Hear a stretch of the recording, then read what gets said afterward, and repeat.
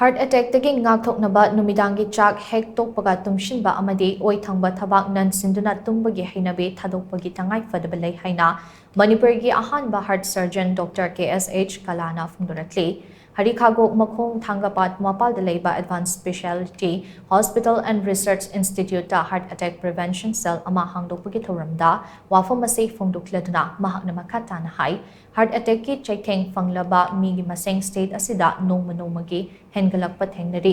chahi nauriba mioi singda heart attack tawbagi changsu nomagi hengalakle thadoknaba sor honba waba ngaksambari naba thangba pambom naba kok chikpa kok ngawna chingba symptoms sing thengnaraklabadi thintaba tawdana doctor gi manakta chatuna check tawbiu blood pressure sugar thyroid amadi cholesterol na chingba test sing tawthokpaga loinana heart attack tawbra haibadu yengthokadabane heart attack tawramba yai haina chingnaba leirabadi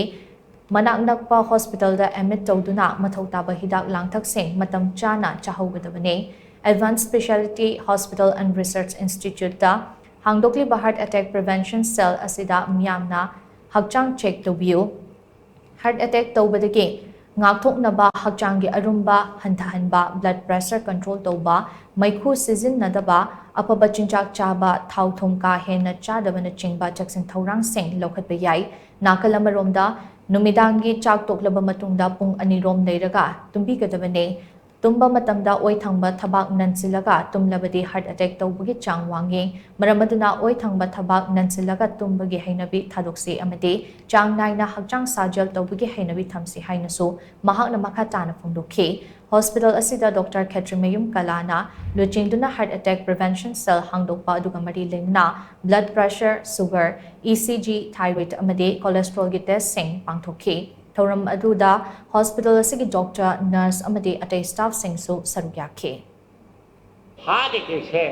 doctor hai gari khamdukpyo tan pasana laga ai singna thabang nai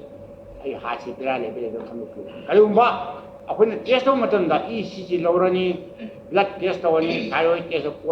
cholesterol na sima test awani ba bera le be akhona jadi either general water tanbo share eta ICU da min sambada ka ju ICU facility akhung phana le bini ICU da thamang khudong chap su le ana pradamya mafam da khoina hanna na khoi advance posang staff na request hojabani haijabani akhoi jaga sida full place facility hadi tek to mi laying na le habado mayam hum da ogen jabani haijabani